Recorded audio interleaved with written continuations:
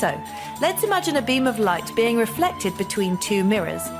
Let's replicate this setup so we have another beam of light being reflected between another set of mirrors, but this time, the mirrors are moving close to the speed of light.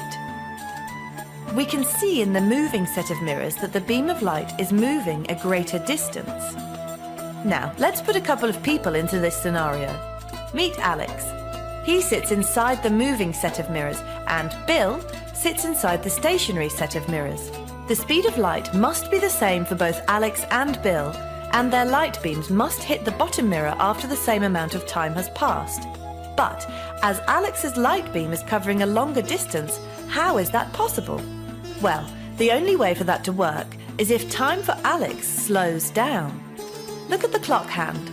Notice how Alex's clock hand is moving much more slowly compared to Bill's. Time for Alex has slowed, which allows his light beam to travel a greater distance. Look at it this way. Speed equals distance divided by time. As Alex's distance is more, the value of his time must be more. Or rather, Alex's 1 minute actually turns out to be longer than Bill's 1 minute when you compare the two. Time has slowed down for Alex. This is called time dilation. This is quite a hard concept to grasp because it seems to go against what we experience on a practical level. But to understand the theory of relativity, you must stop thinking of time as a fixed unit for everyone. Time is relative.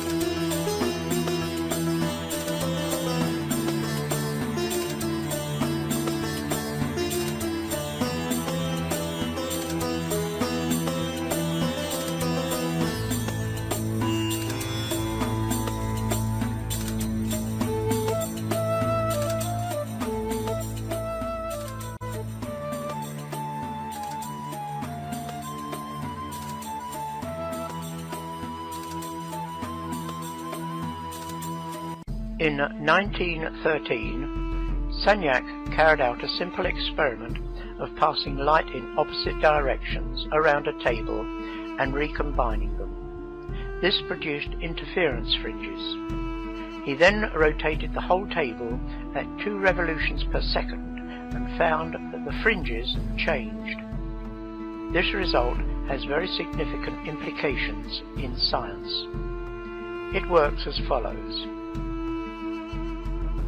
A beam of light leaves the light source at the bottom left-hand corner and is split into 2 different beams, which we have coloured red and blue just to distinguish them. They travel round the circuit in opposite directions until they eventually reach the splitter, which also recombines them. There, they then go on to the photographic plate, where they have interference fringes. In this simplified version, we see that the beam is split into 2, the red and the blue again, and they go round the circuit and are recombined at the splitter and recombining prism, so that they again produce the fringes on the photographic plate. Now let us rotate the table. Before we do so, there is the very important subject of the effect of the ether. The Michelson-Morley experiment failed to detect the 30 kilometers per second motion of the Earth through the ether. So as to overcome this problem, Einstein simply abolished the ether in his relativity theory. the very significant result of the Sagnac experiment was that it proved that the ether existed. Let us see how it did this. It is a fundamental feature of relativity that it claims that as there is no ether, light travels away from a source at the same speed relative to the source, whether the source is moving or not. Thus, whether the table is turning or not, the fringe patterns should stay the same. But if the ether exists, once the light has left the source, the speed of the light is controlled by the ether, independent of the speed of the table, mirrors, etc., as we see here. So let us see what happens when we rotate the table. Here, the light is split, and the red and blue lights go in opposite directions.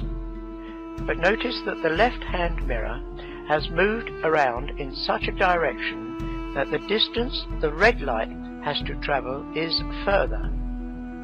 Now in relativity, the same time should be taken because the splitter is also moving and the distance between them is the same. But now imagine that the ether exists and the speed of the light is controlled by the stationary ether.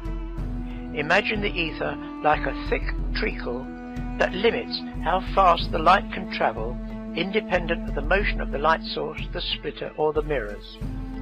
The result is that the red light takes longer to reach the left-hand mirror. Similarly, the right-hand mirror is coming towards the blue light, so it reaches the mirror quicker.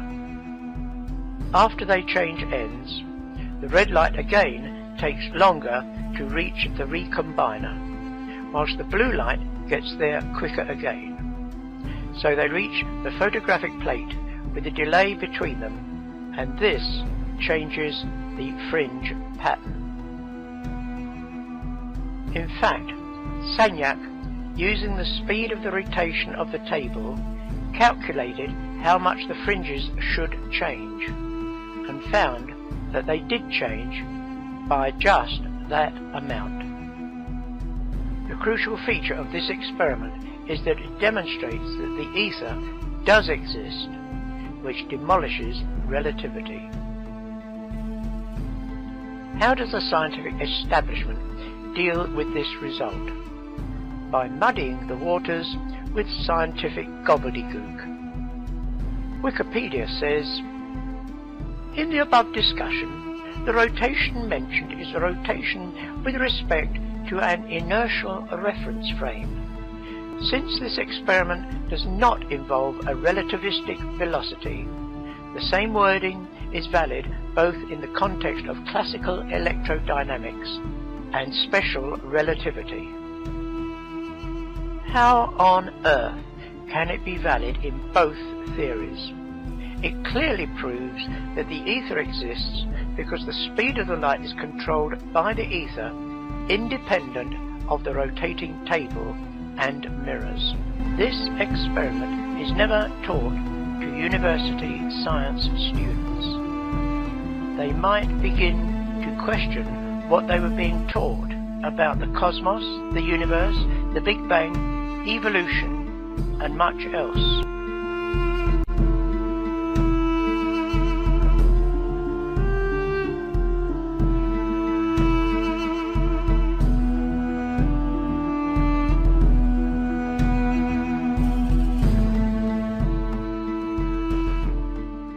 There is no such thing as absolute motion or absolute rest.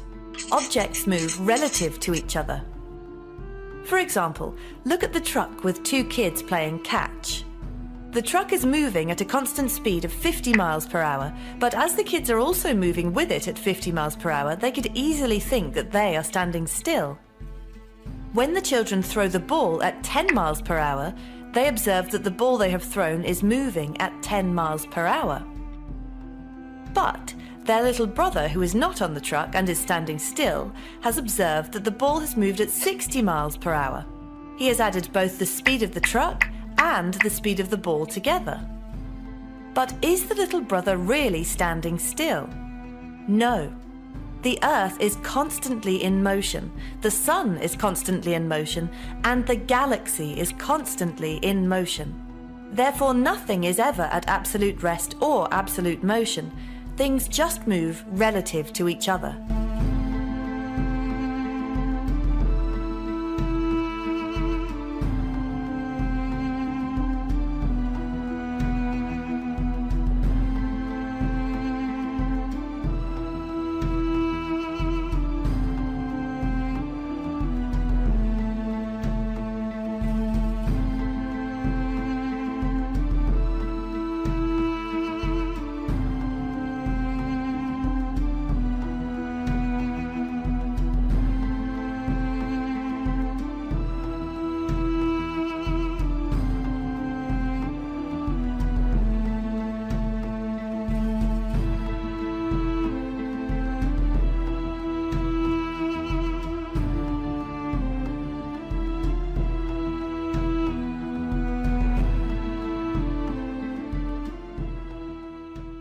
It is claimed, due to Earth's rotation, that water draining in sinks and toilets in the northern hemisphere spins clockwise, whilst upside down in the southern hemisphere it spins counterclockwise.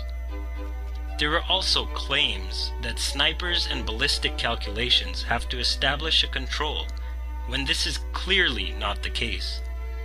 Just as with Foucault's pendulum, while they blatantly claim it rotates with Earth's alleged spin, in reality spins in either direction without discrimination, neither do sinks nor toilets drain consistently as claimed by the so-called Coriolis effect, with many sinks having been found to drain both ways, simply depending on the shape of the basin and the angle of the water's entry, not from the alleged rotation of the Earth.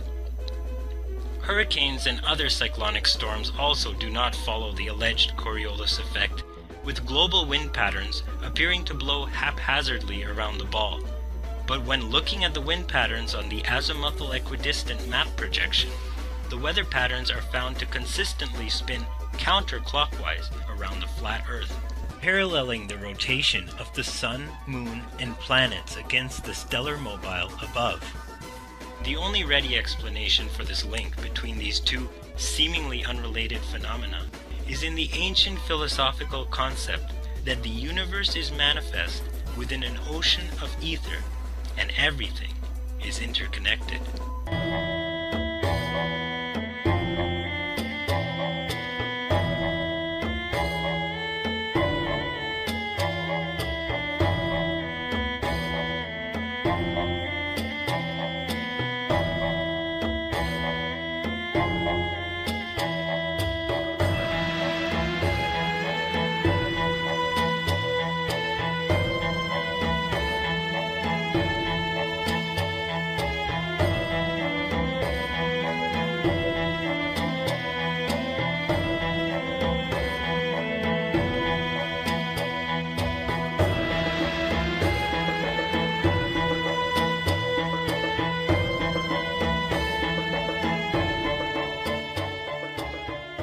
They will also say that if a sniper is trying to hit something at a great distance, a couple of miles away, they have to take into consideration the spinning of the Earth, because they say that as the bullet leaves the muzzle of the gun, it's now independent of the rotation of the Earth.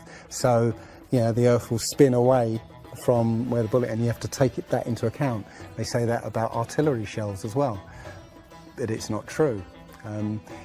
If that was true, a sniper would have to spend ages and ages calculating how to make that shot, and they don't. They literally take into consideration the wind and the elevation, and they don't take the Coriolis effect into consideration at all. Also, planes. If that works for bullets, if bullets, as soon as they leave the Earth, they're now independent of the spin, then why doesn't it work for planes? There's a video on YouTube that actually tries to explain that the Coriolis effect works by using the example of a paper plane. You have to throw it, if you throw it north, the Earth will spin and the plane will land sort of, east. But if you take the idea of a real plane, a plane would have to aim north to go east in that case. But that's not what happens. And if that was the case as well, planes would have to land on runways that are moving. And that would be impossible. But how is it that you can take a flight from London to New York and it will take exactly the same time as a flight from New York to London? Yeah, one's with the spin of the planet and the other one's against it. So it doesn't make sense. They'll say that the whole atmosphere is moving, with the planet, but that doesn't make sense either, because the atmosphere, say it's that thick, the top layer of the atmosphere will be moving slow, and as further you get in, will be moving faster. How, if everything is moving like that, how do you get a light breeze that blows against the spin of